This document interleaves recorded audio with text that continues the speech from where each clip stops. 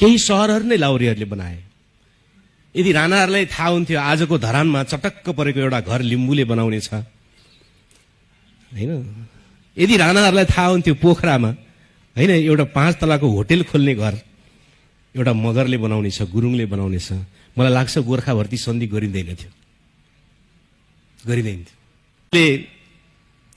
नेपालका चाहिँ केही जातिहरूलाई भारतीय सेनामा पठाउने सन्धि गरे। अब जनजाति आन्दोलनको कुरा गर्ने हो भने त जनजातिहरूको जनसङ्ख्या घटाउन पनि पठाए पनि भन्ने तर्क पनि आउँछ। अब त्यो त मैले अध्ययन गर्न पाएको छैन, अध्ययन गरौँला। तर जे होस्, अंग्रेजहरूको सेवा गर्नका निम्ति गोर्खा भर्ती सन्धि भयो र नेपालीहरू गए। एकातिर हेर्दाखेरि यो त असाध्य हाम्रो नेपालको निम्ति अपमानको विषय छ कि अर्काको निम्ति भाडाको सिपाही बनेर हामी जानुपर्ने, गल्लावालहरूले छान्दै छान्दै हामीलाई लाने र हामी मर्दिनु पर्ने।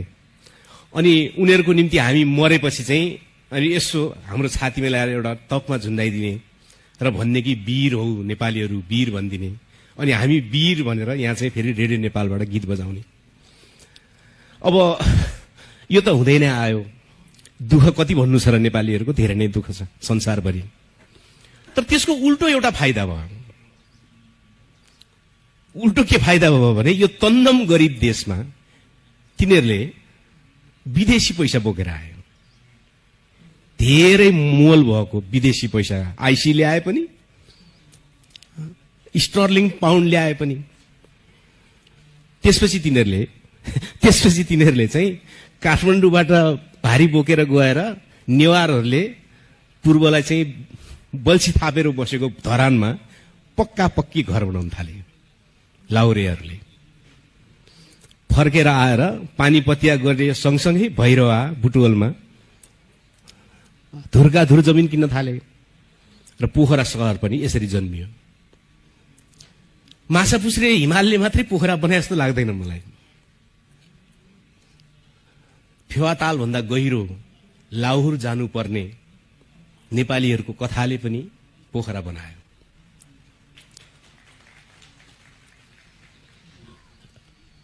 त्यो लाहुर जाने कथा नेपालको पुरानो जात व्यवस्थाले बनाएको, जातीय उत्पीडनले बनाएको वर्गीय समाजलाई बिस्तारै बिस्तारै बीचमा चर पारेर काट्दै जाने एउटा अचम्मको तरबार बन्यो। केही सहरहरू नै लाहुरेहरूले बनाए। यदि राणाहरूलाई थाहा हुन्थ्यो आजको धरानमा चटक्क परेको एउटा घर लिम्बूले बनाउने छ हैन, यदि राणाहरूलाई थाहा हुन्थ्यो पोखरामा हैन एउटा 5 तलाको होटल खोल्ने घर एउटा मगरले बनाउने छ, गुरुङले बनाउने छ, मलाई लाग्छ गोर्खा भर्ती सन्धि गरिँदैन थियो। तर त्यसबाट उल्टो फाइदा पुरानो वर्ग संरचनालाई यसले खलबलाइदियो, थोरै भए पनि। त्यसबाट गजबको एउटा सुनारहरूको वर्ग जन्मियो। अब यहाँका सुनार त बाली प्रथामै सुन बनाउँथे, नगद कसले दिन्थ्यो र? तर लाहुरबाट चाहिँ नगद लिएर लाहुरेहरू आए। बेलायती सेना भने पनि उनीहरू त इन्डियामा थिए पहिला। इन्डियामा त गहनाको कल्चर त धेरै थियो, गहना लाउने त धेरै हो। त्यो गहना लाउने त्यत्रो उधुम गहना लाउने रहर पनि उनीहरूले बोकेर आए। खल्तीमा पैसा थियो। अब जनजाति त विष्टको रूपमा धेरै ठाउँमा थिएन, बाली दिन धेरै सिका पनि थिएन। पश्चिमतिर त थियो तर पूर्वतिर त थिएन पनि। उसले सुनको काम गर्ने सुनारलाई भैरवामा बोलाएर सुन बनाउन लगायो, धरानमा बोलाएर सुन बनाउन लगायो। अब सुनको व्यापार त हामी सबैलाई थाहै छ। 12% त हाक्काकी भनेर काटेर खान पाइन्छ भनेरै हैन, 12%। अनि सुनको काम गर्ने ज्यासलमा गयो भने त्यो धुलो चाहिँ काम गर्ने खेतालाहरूको जिम्मा लाग्छ, हक लाग्छ। सुनको काम गरेपछि बेलुका बढार्ने धुलो के भनेपछि अब सुन त सुन नै भइहाल्यो। नेपालको ठुलो राजनेतादेखि हैन तलसम्मकालाई आकर्षित गर्ने सुनै छ। त्यो सुनको काममा लाहुरेहरूले सुनारहरूलाई बेसरी काम दिए, जसको कारणले भैरवामा सुनारहरूको 5 तलाको घर बन्न थाल्यो। त्यो कामी, सुनार भनेको कामी नै हो, त्यो कामी के को पात्तले घर बनाउनु, त्यसले कहाँ थियो अधिकार? जङ्गबहादुरले थाहा पाएको काटिदिन्छ। अहिले जङ्गबहादुर आउने हो भने भइरहेको त्यो पात्तले त्यसले राख्नेवाला थिएन। तर भइदियो के भने जात व्यवस्थाले बनाएको त्यो बन्धनलाई लाउरे प्रथाबाट आएको पैसाद्वारा त्यो थोरै त्यहाँ टुट्न पुग्यो। दलितहरूको एउटा सानो खलकलाई त्यसले मध्यम वर्गमा लगिदियो, भत्काइदियो, कतै न कतै चर्काइदियो त्यसले। एउटा म यहाँनिर देख्छु। अर्को कहाँनिर चर्क्यो भने नेपालमा दुईटा जातिले अचम्मसँग छल्दिए यो जात व्यवस्थालाई, जातीय उत्पीडन र जात व्यवस्थालाई। एउटा चाहिँ तराईको कायस्थले छल्दियो, अर्को चाहिँ पहाडको थकालीले छल्दियो। थकाली त मासिनियाभित्र हो नि, त्यसले के को यत्रो चाहिँ थकाली खानाको देशभरि रेस्टुरेन्ट खोल्नु? म यसो हेर्छु थकालीको जनसङ्ख्या चाहिँ यति नपुग्छ कि कामको निम्ति नि मन्त्री नि त्यही हुनु पर्या छ, अर्को नि त्यही हुनु पर्या छ, अमेरिका नि त्यही जानु पर्या छ, मान्छे नपुगेर हैरान छ हैन। जङ्गबहादुरले त त्यसलाई त मासिन्या भनेर भित्र राखेको, त्यसलाई त कसरी यहाँ आइपुग्यो? त्यो तराईको कायस्थ पनि मतवाली हो, त्यसलाई मुन्सीको काम गर्नलाई राखेको हो त्यसलाई त। त्यो अहिले नेपाली समाजको सबभन्दा पहिलो लहरमा आइपुग्यो। जात व्यवस्थाले कज्याउन खोजेको मुन्सी बनाएर, तर मुन्सी बनाउनु त हिसाब पढ्नै पर्यो। त्यति बेला पो शिक्षाको महत्व थिएन त। आजको समाज त शिक्षाको महत्वमा आइपुग्यो। त्यो मुन्सी बनाउनु पढाएको मान्छे त त्यही शिक्षाको घोडा चढेर अहिले सबभन्दा अगाडि आइपुग्यो। त्यसले जात व्यवस्थाको मतवाली भनेर तल बस्न बाध्य पार्ने कायस्थको स्थितिलाई भत्काइदियो। त्यो नयाँ चक्रमा आइपुग्यो। सीमानामा थाक खोलामा बसेर चाइना र चाहिँ इन्डियाको बिचमा बसेर यसो व्यापार जस्तो गर्ने गरेको कसैले नचिनेको थकाली काठमाडौँले पत्तै नपाइकन त्यो आइपुग्यो अगाडि। यदि त्यति बेलाको राणा शासनले त्यहाँ बसेर त्यसले अर्कै काम गरिरहेछ, सम्पत्ति कुम्ल्याउने काम गरिरहेछ, अथवा ढुकुटी प्रथा अन्तर्गत आफ्नो समुदायको रक्षा गर्ने काम गरिरहेछ भने थाहा पाएको भए त अर्कै कुरा हुन्थ्यो। त्यहाँ त्यसले पनि छलियो, यसले पनि त्यो पुरानो परम्परालाई छलेर अगाडि आयो। अर्को दुईटा प्रसङ्ग छ। अब एउटा प्रसङ्ग छ सगरमाथा। युरोपियनहरूले सुरु गरे कि अब एडभेन्चर होइन, युरोपियनहरूले सुरु गरे कि अब साहसिक यात्रा, त्यसपछि अब पर्वत चढ्ने, हिमाल चढ्ने, उनीहरूले आएर एभरेस्ट भन्ने नाम राखे होइन। अब भारी बोकाएर लगियो शेर्पालाई, अब बाटो देखाउन उही चाहियो, उसकै फोक्सोको चाहिँ पुवाल धेरै खुल्या थियो। त्यहाँ बस्दा फोक्सोको पुवाल उसकै धेरै खुल्या थियो, त्यस कारण सबभन्दा माथि सास उसैले लिन सक्थ्यो, उसलाई नलगी त भएन। उसलाई हिमाल चढाउँदै जाँदा अहिले यस्तो स्थिति आयो कि शेर्पाहरूको एउटा सानो खलक, प्रतिशत त धेरै अनुसन्धान भएको छैन, तर एउटा खलक काठमाडौँदेखि अमेरिकासम्म पुग्यो। त्यसले पनि भत्काइदियो। अब यो त कुनै नेपालको समाजको डिजाइनमा भत्क्या होइन, त्यो त हिमाल चढ्ने यात्रा अरूले सुरु गरे, त्यसबाट उसलाई फाइदा हुन पुग्यो, यहाँबाट हो। अर्को एउटा प्रसङ्ग छ मनाङको। माथिल्लो मनाङमा 5 गाविस थिए। ती अहिले मनाङमा भोट हाल्न पर्यो भने ती पहिलाको 5 गाविसका मान्छेहरू सबै हेलिकप्टर रिजर्भ गरेर वा प्लेनमा आउँछ भन्छन्।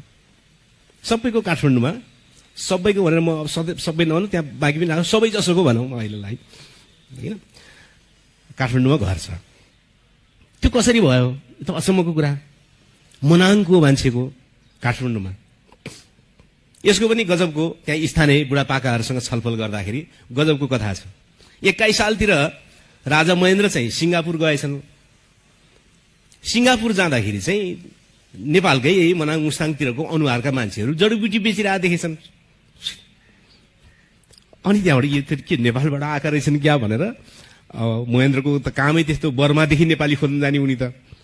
बर्मा नि यसो खस नेपाली भाषा बोलेका छन् भने झापातिर ल्याएर 2 बिघा जमिन दिएर राखिहाल्ने खालको उनको चलन थियो उनको। भनेपछि सिङ्गापुरमा पनि भनेपछि उनले खोजबिन गर्दाखेरि मर्स्याङदीको शिरबाट हामी आएका भनेर उनीहरूले भनेछन्।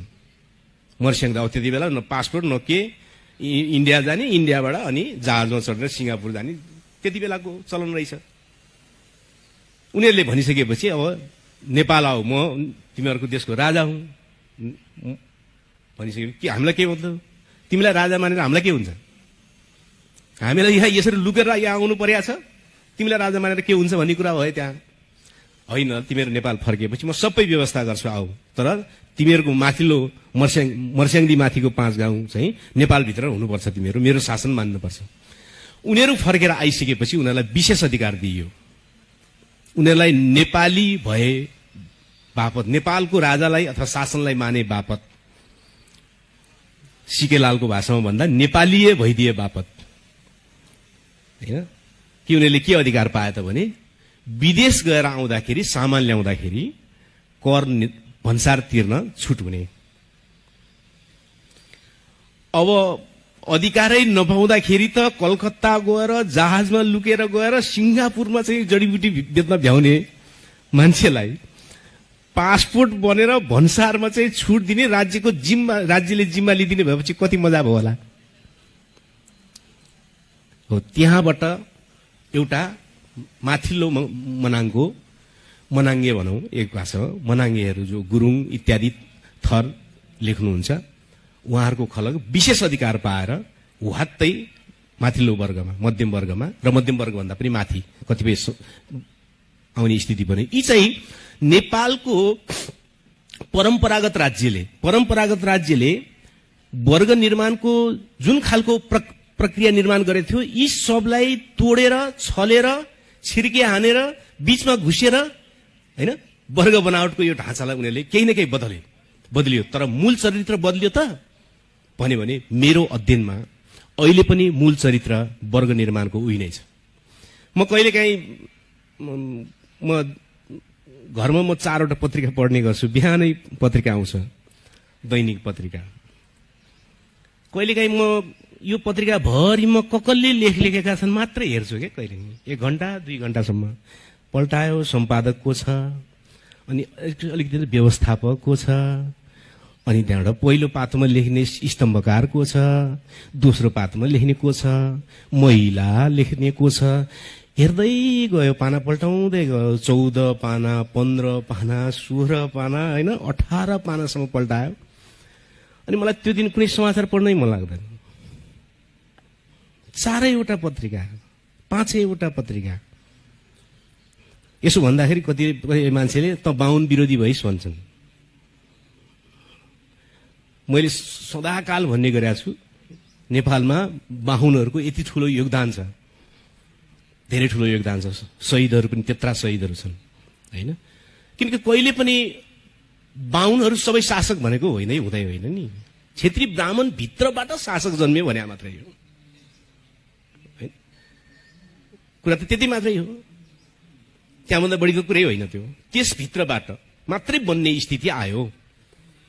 त्यसभित्र गरिब कति छन्, कति छन्, भारतीय सेनामा गएका क्षेत्रीहरू कुन हालतमा छन्, होइन, विदेश गएर बम्बईमा गयो भने गल्ली गल्लीमा चाहिँ क्षेत्री र बाहुन भेटिन्छ। काठमाडौँमा चाहिँ भरिया हेऱ्यो भनेदेखि काभ्रे र रामेछापबाट आएका क्षेत्री र ब्राह्मणहरू भरिया भएर बाँचिरहेका छन्। तल्लो वर्गमा क्षेत्री ब्राह्मण छैनन् भन्ने कुरा नै होइन नि, त्यो त हुँदै होइन। त्यो त हास्यास्पद कुरा हो, त्यो चाहिँ विशुद्ध जातवादी कुरा हो। त्यो दृष्टिकोण गलत हो। भनेको त के हो भने त्यो जातबाट मात्रै मुख्य शासक आउने प्रणाली बन्यो, अरूबाट आउन नपाउने बन्यो। अनि म त्यसै गरी टेलिभिजन प्रोग्राम पनि हेर्छु। कहिलेकाहीँ झोक चल्यो भने बिहानदेखि बेलुकासम्म बसेर टेलिभिजन कार्यक्रम कक्कलले चलाउँदो रहेछ त यो टेलिभिजन भनेर हेर्ने के। हेऱ्यो भने समाचार भन्न के, हेऱ्यो भने समाचार भन्न एउटा आउँछ, अर्को आउँछ, एउटा कार्यक्रममा लिएर आउँछ, अर्को आउँछ, कसैले के भन्छ, दिनभरिको नाम टिप्दै गयो भने त ओहो राति त सुत्न गाह्रो हुन्छ। हेर्नु, साँच्ची भनेको मैले, सुत्न धेरै गाह्रो हुन्छ, धेरै गाह्रो हुन्छ। भनिसकेपछि अहिले पनि त बनावट त्यही छ। पार्टी भने यसो मन्त्रीका नाम हेऱ्यो, 1 2 3 4 5 6 7 8 9 10 गरे, अब कसरी सुत्ने त?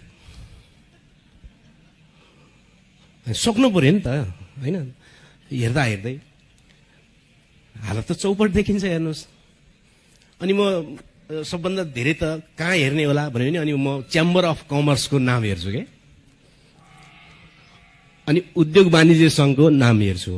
मलाई 15 मिनट बाँकी छ भनेको म सकिहाल्छु। अनि उद्योग वाणिज्य सङ्घको नाम हेर्छु म। झुक्किएर कहिले चाहिँ उपेन्द्र महतो रुस पुगेका रहेछन्, झुक्किएर। अनि कहिले चाहिँ एकजना गुरुङ अमेरिका पुगे, अस्ट्रेलिया पुगेका रहेछन् घले होइन। अरू त अब एनआरएन भने पनि फेरि नाम त त्यही दोहोरिन थालिहाल्यो, हेर्नुहोस् होइन। त्यही पो एयरपोर्टमा आएर झगडा गर्छन् तिनै। भने यो त के हो, यो के भयो, यो त के भएको त भन्दाखेरि अहिलेसम्म जति राजनीतिक परिवर्तनहरू हामीले गर्यौं भयो, तर नेपाली समाजको वर्ग निर्माणको जो मुख्य प्रक्रिया थियो त्यसलाई हामीले अन्दाज नगरिकन, त्यसलाई राजनीतिको निश्चित कार्यदिशाभित्र नसमेटिकन हामीले अगाडि गऱ्यौं। हामीले नेपाली समाजलाई यस्तो सोचिदियौं कि रुसको जस्तो समाज, चाइनाको जस्तो समाज होइन। चाइनामा माओ थर भएको मान्छे राजा नि हुन पायो, माओ थर भएको मान्छे रैती नि हुन सक्ने भयो। तर नेपालमा त त्यस्तो हुँदैन, नेपालमा त्यस्तो हुँदैन होइन। रामबहादुर ठकुरी भन्यो भने अब त्योसँग कति जमिन छ त थाहा छैन, तर हलिया प्रथा अन्तर्गतको हलिया चाहिँ त्यसको शाखा सन्तान कोही पनि छैन। यति कुरा प्रष्टै छ। अब त्योसँग जमिन कति छ त थाहा छैन, तर त्यसको शाखा सन्तान कहिले पनि सामन्त थिएन। ल यो चाहिँ यहीँबाट लेखिदिन सकिन्छ। भनेपछि त निश्चित जात अनुसारको वर्ग निर्माणको प्रक्रिया हो नेपालमा। तर यहाँ हामीले न यो कम्युनिस्ट भन्दै आउनेहरूले, न लोकतन्त्र भन्दै आउनेहरूले, न पुष्पलालले, न बीपी कोइरालाले नेपाली समाजलाई सर्लक्कै जात व्यवस्था नभएको समाज जस्तो विश्लेषण गर्दै आइयो, जसको कारणले अहिले पनि मैले भने पत्रिका पढे पनि, मन्त्रीमण्डल हेरे पनि, पार्टी हेरे पनि, टेलिभिजन हेरे पनि, वा हुँदा त एनआरएन हेरे पनि हाम्रो वर्गको निर्माणमा चाहिँ जात प्रकट भयो, गहिरो गरी प्रकट भएर, र अहिले निरन्तर यो जारी हुने प्रक्रियामा छ। जारी हुने प्रक्रियामा सानो कुरा छैन। जारी हुने प्रक्रियाले के गर्ने, किन जारी हुँदैछ त यो, किन जारी हुँदैछ त यो भने नेपालमा अहिले जो शासक वर्ग जन्मियो त्यो शासक वर्ग बन्न ऊ के कारणले पायो भन्यो भने जात व्यवस्थाको कारणले पायो, जातीय उत्पीडनको कारणले पायो, क्षेत्रीय उत्पीडनको कारणले पायो। ऊ त्यो कारणले शासक बन्न पाएको हुनाले अब उसले के गर्ने भयो त भने आफ्नो शासनलाई फेरि निरन्तर गर्नका निम्ति त्यो जात व्यवस्थालाई टिकाइराख्नु पर्ने भयो। अब केही न केही गरेर टिकाइराख्नु पर्ने हो, नयाँ नयाँ तरिकाले टिकाइराख्नु पर्ने हो। जस्तो कि आजको पुरुष शासक किन भयो भन्दाखेरि महिलामाथि उत्पीडन गर्न पाउने पितृसत्तात्मक संरचना र विचारको कारणले भयो। त्यसकारण आजको पुरुषले कस्तो नकलबाजी गर्छ, महिलालाई ल्याउनुपर्छ सरकारमा, सत्तामा, तर सधैँभरि बन्नुपर्छ उपाध्यक्ष भन्छ कि बोले। उपाध्यक्ष आउनुपर्छ, महिलाहरू अगाडि आउनुपर्छ, नाइ हुँदैन भन्छ उसले। नाइ हुँदैन, किन अब त आउनै हुँदैन भने त भोट पाउनेवाला छैन। हिजो त भोटै नपाई शासन गर्नु पर्थ्यो पो नभने नि हुन्थ्यो त। अब त महिलाको नि भोट लिनु पर्यो, भोट लिनको निम्ति त भन्न पर्यो महिला पनि आउनै पर्छ। तर कहाँसम्म आउनुपर्छ भन्यो भने मोटरसाइकल पछाडि बस्न आउनुपर्छ होइन। मोटरसाइकल चाहिँ चढ्नुपर्छ तर पछाडि बस्नुपर्छ होइन। श्रीमतीले चढेसम्म स्कुटर उनले चढ्ने, लोग्नेले पनि चढ्नु पर्यो भने उनी पछाडि बस्नुपर्ने,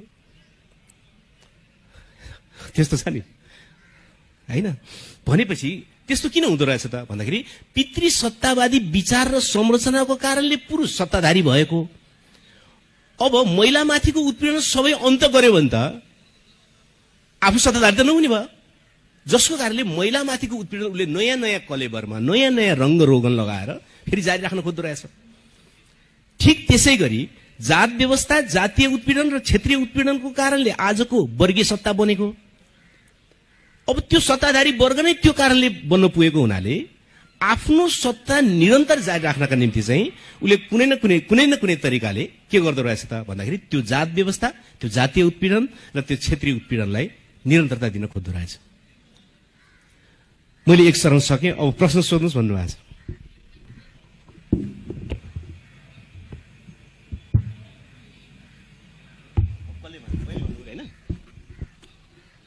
त्यही त अडियन्स ल केही प्रश्न छ भने सोध्नुहोस् है, उहाँहरूले सोध्नुहोस् भन्नुभएको छ, म भन्छु।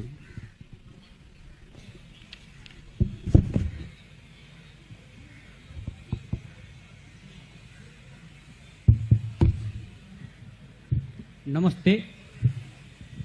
नमस्ते, म सञ्जय न्यौपाने। मेरो सानो जिज्ञासा एउटा भनाइ के छ भने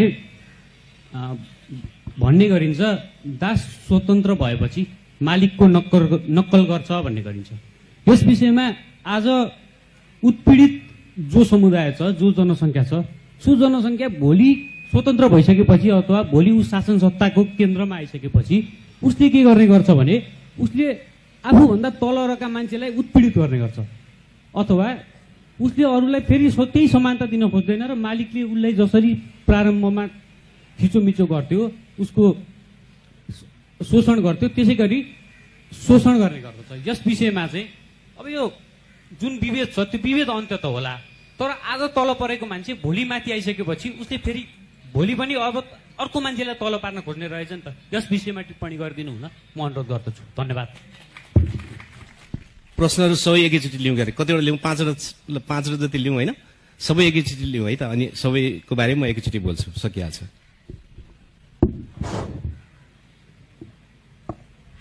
यहाँको यो अत्यन्त इतिहास सम्मत तर्क लाई हामीले मनन गर्यौं। मलाई के लाग्छ भने अबको यो बदलिदो परिस्थितिमा यो पुरानो चाहिने स्ट्रक्चर, यो पुरानो चिन्तन, यसलाई भत्काउने विषयतिर हामी जानुपर्ने मलाई लाग्छ। अब त्यसको लागि यो संवैधानिक संरचना जति छ त्यो विधि विधान भित्र स्पेस खडा गर्ने, सबै अहिले अब समावेशी भनिन्छ त्यसलाई। र अर्को कुरा यो आर्थिक उन्नति, मुलुकलाई रूपान्तरण गर्ने र सबैभन्दा जडी यो मुलुक परिवर्तन गर्ने शिक्षा, यतातिर चाहिँ नि मुलुकलाई अगाडि बढाउन हामी सबै हिमाल